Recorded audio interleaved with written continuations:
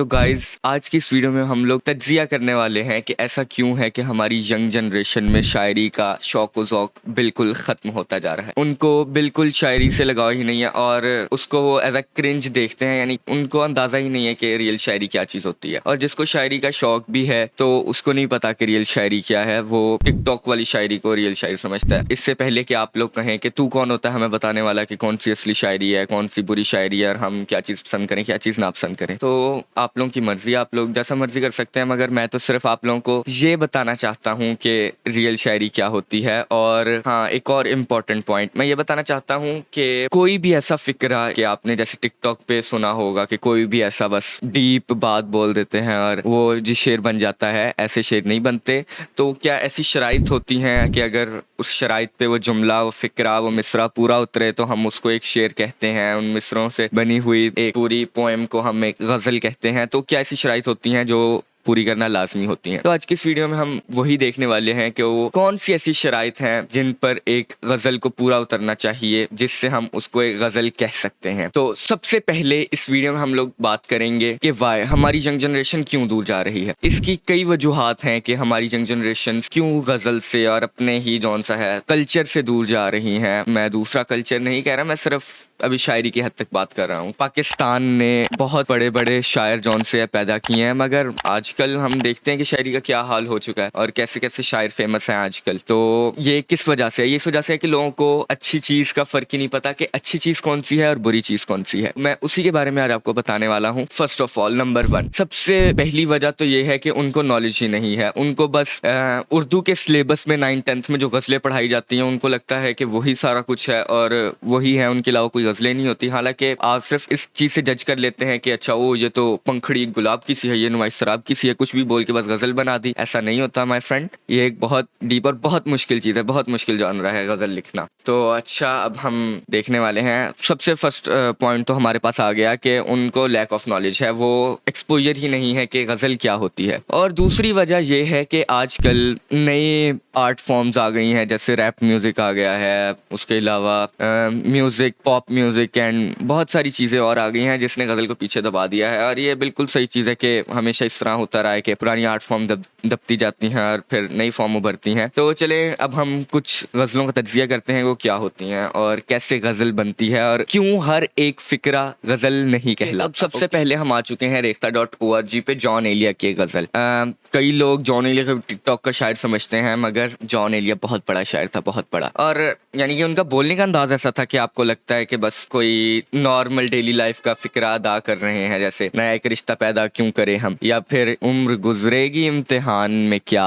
अब हम बयान करते हैं कि सबसे पहले आपने बेसिक्स तो आप लोगों को पता ही होगा कि जैसे हमारे पास रदीफ़ और काफ़िया होता है। रदीफ़ और काफ़िया के अलावा जौन सा गज़ल नहीं लिखी जाती। रदीफ़ के बगैर लिखी जा सकती है, काफ़िया के बगैर नहीं लिखी जा सकती। काफ़िया तो मस्त होता है बिल्कुल। तो सबसे पहले हम इस गज़ल को एनालाइज करते हैं, जॉन एलिया की इस गज़ल नया एक रिश्ता पैदा क्यों करें हम, बिछड़ना है तो झगड़ा क्यों करें हम। इसके अंदर हमारे पास काफिया है, पैदा, झगड़ा, अदा, बरपा, दावा, पीछा, वाह, सौदा, तमन्ना, ईफा, ये सारे इसके क्या हैं, काफिया। तो अब हम रदीफ एनालाइज कर लेते हैं। आप लोग कमेंट में बताइएगा, क्योंकि आप लोगों ने, मुझे यकीन है कि पहले पढ़े होंगे। क्यों करें हम, क्यों करें हम, क्यों करें हम, जो रिपीट होता है हर शेर में वो होता है रदीफ। इसके बगैर भी गज़ल लिखी जा सकती है। तो अच्छा, अब हम इसको एनालाइज करते हैं कि क्या अगर मैं ऐसे कोई भी जुमला बोल दूं, कोई भी ऐसे बोल दूं जिसके मैं रदीफ काफिया पूरा करूं, तो वो गज़ल क्यों नहीं बन जाती, शेर क्यों नहीं बन जाता, कोई हम ऐसे नज़म क्यों नहीं लिख सकते। उसकी वजह है सबसे मेन पॉइंट, बहर। एक गज़ल एक मीटर्स में, एक रिदम में लिखी जाती है, उस रिदम को हम कहते हैं बहर। बहुत सारे बहर होते हैं जिनमें एक गज़ल लिखी जाती है। जैसे कि अब इसको हम एनालाइज करते हैं, नया एक रिश्ता पैदा क्यों करें हम। तो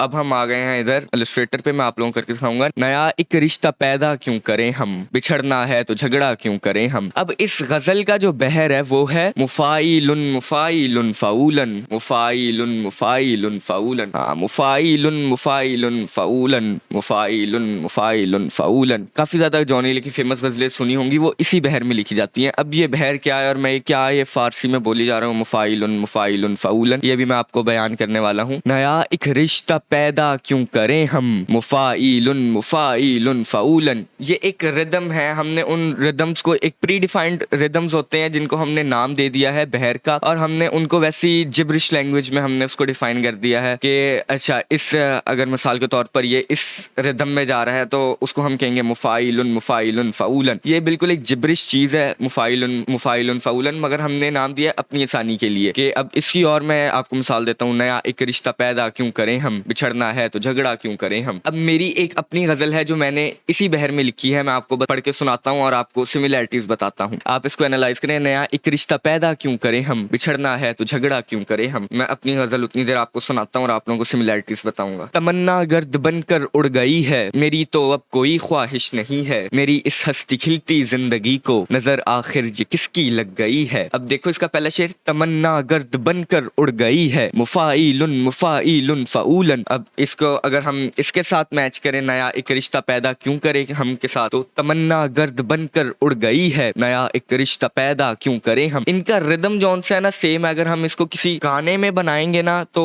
बोथ विल बी सेम, यानी कि बोथ को सेम ट्यून मिलेगी। जैसे कि अब हम ये पूरी गजल आप देखें, पूरी गजल एक ही बहर में लिखी जाती है। तो अब मैंने आपको दो मिसालें दे दी हैं, देखें अब हम इसको डिफाइन कर लेते हैं कि इसके पार्ट्स बना के। नया एक रिश्ता, नया एक रिश्ता, यहाँ पर आ गया मुफ़ाइलुन, तब पैदा क्यों मुफ़ाइलुन करें हम फ़ऊलन, ये आ गया अपने पास मफूलन का मफूलन, और ये दोनों पार्ट आ गए अपने पास किसके, मुफ़ाइलुन के, मुफ़ाइलुन मुफ़ाइलुन मुफ़ाइलुन फ़ऊलन। नया एक रिश्ता पैदा क्यों करें हम। उम्मीद है आप लोगों को समझ आ रही होगी, और जौन से जेन ज़ीज़ यंग जनरेशन मुझे देख रही हैं, ऑल्दो मैं भी यंग हूँ, और उनको समझ आनी चाहिए। बस यार मैं ये चाहता हूँ कि बेशक नई आर्ट फॉर्म्स ले लेती हैं जगह पुरानी आर्ट फॉर्म्स की, इतने सालों की, इतने तकरीबन अमीर खुसरो से हमारी जो एक ट्रेडिशन चलती आ रही है वो जिंदा रहे, और बेशक लोग गज़लें ना लिखें मगर उसको याद रखें और असल क्वालिटी कंटेंट को पहचान सके कि असल शायरी क्या होती है। टिकटॉक की शायरी एंड रियल शायरी, like it can be but it depend most them are not. Okay, so अब ये थी गज़ल जॉन एलिया की, ये वाली, ठीक है। अब नीचे मैंने एक गज़ल लिखी है गालिब की, ये देखें गालिब। अब गालिब को भी लोग समझते हैं कि ऐसे ही शराबी था बस आशिक, but he was a pro, उसने पूरी रेवोल्यूशनाइज किया है गज़लों को। इसका हम एनालाइज करते हैं। अब बहुत सारे बहर हैं, मैं तो सिर्फ आप लोगों को समझाने की गर्ज से ये आप लोगों को बता रहा हूँ कि फुला फुला बहर है, सबसे आसान बहर मैंने आप लोगों को समझाए हैं कि कैसे। अब ये जॉन एलिया की गज़ल का बहर क्या है, मैं ऐसे ही आप लोगों को समझाऊंगा कि गालिब की गज़ल का बहर क्या है। तो हम देखते हैं। न था कुछ तो खुदा था, कुछ न होता तो खुदा होता, डुबोया मुझको होने ने, न होता मैं तो क्या होता। अब एक नॉर्मल आदमी इसको पढ़ेगा, बस क्या जी लाइन इसने बोल दिया। फॉर अ नॉर्मल पर्सन जिसको नहीं पता कि बहर क्या होता है, वो सिर्फ एक लाइन है, और सिर्फ एक लाइन शेर नहीं बन जाती, उसके लिए बहर में होना लाजमी है। अब इसका हम बहर एनालाइज करते हैं। ये एक बहुत कॉमन बहर है। न था कुछ तो खुदा था, कुछ न होता तो खुदा होता, डुबोया मुझको होने ने, न होता मैं तो क्या होता। मुफ़ाइलुन मुफ़ाइलुन मुफ़ाइलुन मुफ़ाइलुन मुफ़ाइलुन मुफ़ाइलुन मुफ़ाइलुन मुफ़ाइलुन, again the same gibberish but for the rhythmic purpose, यानी कि हमने एक रिदमिक पर्पस के लिए एक जिब्रिश लैंग्वेज बना ली है जो डिफाइन करती है हमारे बहर को। जैसे कि अब यहाँ पर हम इसको डिवाइड करते हैं, जैसे यहाँ पर हमने इसको किया था, नया एक रिश्ता पैदा क्यों करें हम, मुफ़ाइलुन मुफ़ाइलुन फ़ऊलन।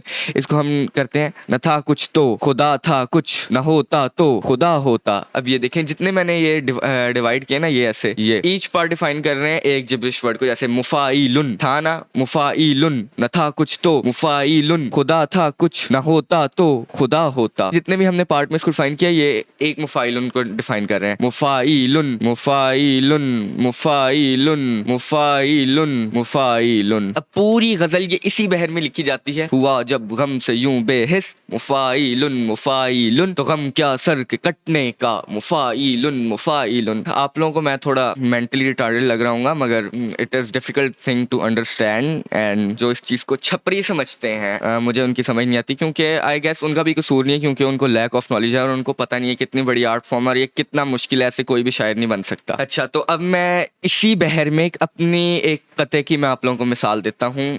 आई गेस मेरे पास पढ़ा होना चाहिए, मैं आप लोगों को पढ़ के सुनाता हूँ। अब मेरा एक कथा है, जो यकतरफा मोहब्बत है बहुत जालिम सी शय है ये, अगर इकरार हो जाए तो वो लज्जत नहीं आती, उसे जब देख लेता हूँ तो दिल को चैन आता है, उसे तकने से मुझ पर पूरा दिन आफत नहीं आती। अब इसका पहला हम शेर एनालाइज करते हैं, जो यकतरफा मोहब्बत है बहुत जालिम सी शय है ये। अब देखें, मुफाइलुन मुफाइलुन मुफाइलुन मुफाइलुन, जो यकतरफा मोहब्बत है मुफाइलुन मुफाइलुन, बहुत जालिम सी शय है ये, मुफाइलुन मुफाइलुन। तो अब मैंने आप लोगों को दो मिसालें दे दी हैं, किसकी? एक जॉन एलिया की गजल मुफाइलुन मुफाइलुन फाउलन, यानी वफा इखलास कुर्बानी मोहब्बत, अब इन लफ्जों का पीछा क्यों करें हम। ठीक है, इसकी हमने आपको मिसाल दे दी है। अब मैं आप लोगों को एक और फन पार्ट बताता हूँ। जितने भी गाने हैं मोस्ट ऑफ देम जौन से उर्दू या फिर हिंदी में लिखे जाते हैं, वो भी ऐसे ही रिदम्स में लिखे जाते हैं, और वो रिदम्स क्या है? वो बहर है। अब देखें, बहुत ही एक वायरल गाना जौन सा है, वायरल गाना तो नहीं हम इसको कह सकते, ये है एक वायरल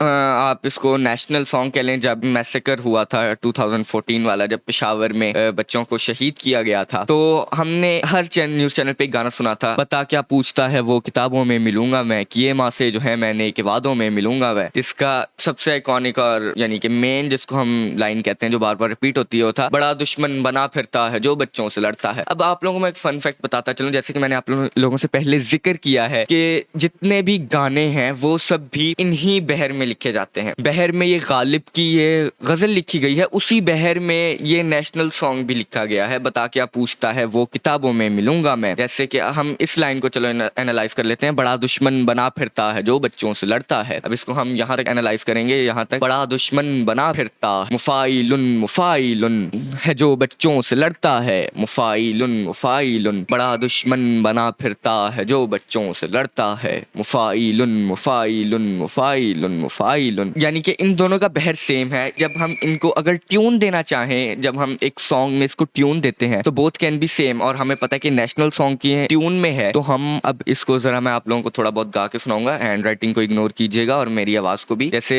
ये था, बड़ा दुश्मन बना फिरता है जो बच्चों से लड़ता है। अब दोनों का बहर सेम है, तो इसका मतलब है कि दोनों को हम एक ही ट्यून में हम इसको गा सकते हैं। तो हम, बड़ा दुश्मन बना फिरता है जो बच्चों से लड़ता है। अब हम इसको गाते हैं, न था कुछ तो खुदा था कुछ, न होता तो खुदा होता, डुबोया मुझको होने ने, न होता मैं तो क्या होता, हुआ जब गम से यूं बेहिस तो गम क्या सर के कटने का, न होता अगर जुदा तन से तो जानों पर धरा होता। उम्मीद करता हूँ कि आप लोगों को बेसिक फर्क पता चल गया होगा। अगर आप लोगों को थोड़ा और इंटरेस्ट है और आप लोग सच्ची में जानना चाहते हैं कि व्हाट इज पोइट्री कल्चर और ये सब क्या होता है, तो मैं इस तरह ही मुख्तलिफ टॉपिक्स पे वीडियोस बनाता रहता हूँ। ये टोटली इररेलेवेंट है और मैं इस तरह ही इररेलेवेंट चीजें लाता रहूंगा क्योंकि हमारे कल्चर से रिलेटेड हो। Please make sure to subscribe our channel. और यस,